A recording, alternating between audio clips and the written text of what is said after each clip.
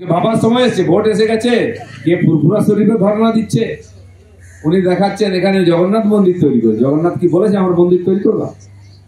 গরু মেরে জুতো দান হচ্ছে। সেই জন্য এই যারা ভেকধারী, কেউ হিড়িম্বা, কেউ পুতনা, ভাববেন না মা হয়ে দুধ খাওয়াতে এসছে। ভগবান শ্রীকৃষ্ণ ঠিক চিনেছিলেন, ছাড়েননি পুতনাকে। এত দরদ ভালো নয়, মায়ের চেয়ে মাসির দরদ বেশি। উনি বুঝে ফেলেন কে পুতনা, তার প্রাণ নিয়ে নিয়েছিলেন। আমি সেদিন কটা পুতনাকে তাড়া করেছিলাম, বলেছিলাম গাড়ি চালিত বুকের উপর দিয়ে, কি যে সেকুলারের খুব কষ্ট হয়েছে। মেয়ে সারা মেয়েদের কোনোদিন প্রণাম করিসনি, মেয়েদের তো ভোগের বস্তু মনে করিস। তোরা মেয়েদের সম্মান কি বুঝিস? আমরা মা সীতা, মা দ্রৌপদী, এদেরকে মায়ের আসনে বসি। মার আসন সীতাকে বসাবো, এই সুর্পনখাকে আর পুতনাকে কখনো বসাবো?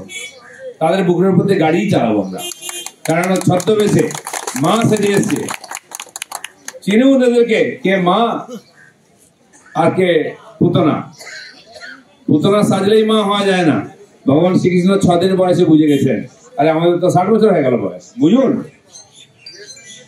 তো সেই জন্য চালাকি করে, চাতুরি করে, লোভ দেখিয়ে কেউ সুর্পনখা সেজে বিয়ে করতে আসছে লক্ষণকে, দিল ঘেটান করে নাক কান কেটে।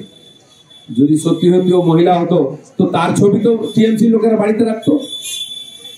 আমরা তো লক্ষণের ছবি রাখি। যদি পুতনা সত্যি সত্যি মা হতো তার ছবি রাখতাম। আমরা তো শ্রীকৃষ্ণের ছবি রাখি, তার পুজো করি।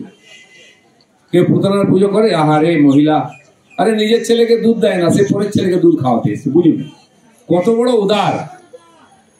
তার ছবি কিন্তু কেউ রাখে না।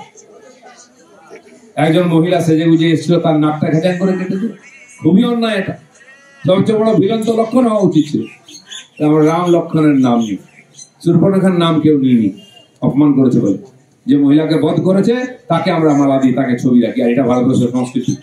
মহিলা মানে সে মায়ের মূর্তি, সে ব্যভিচারিণী নয়, সে ছলনাময়ী নয়। আমাদের মা মানে এরকমই হবে, সবার প্রতি সমান দৃষ্টি হবে। তার মাতৃত্বে যারা অপমান করে তাদেরকে কোনোদিন ক্ষমা করেনি এই সমাজ, আমরাও করব না।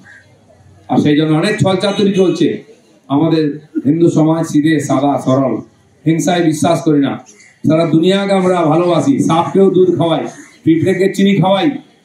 যে খেতে পায় না, তার দুর্বল হলে ও শত্রু হলে তাকে খাইয়ে বাঁচিয়ে তারপরে লড়াই করি। আর যারা চিরদিন আমাদের মঠ মন্দির ভেঙেছে, আমাদের দেবী দেবতার অপমান করেছে, মা বোনের সম্মান লুট করেছে, গো মাতাকে কেটেছে, তাদের প্রতি কোনো ভালোবাসার দরদ নয়। ভুলে যান ওইসব সাইকুলারিজম। আমাদের ভিডিও ভালো লাগলে লাইক এবং শেয়ার করুন। কমেন্ট সেকশনে গিয়ে জানান আপনাদের মতামত। আরও ভিডিও পেতে আমাদের চ্যানেল সাবস্ক্রাইব করুন এবং প্রতি মুহূর্তে খবরের আপডেট পেতে প্রেস করুন বেল আইকন।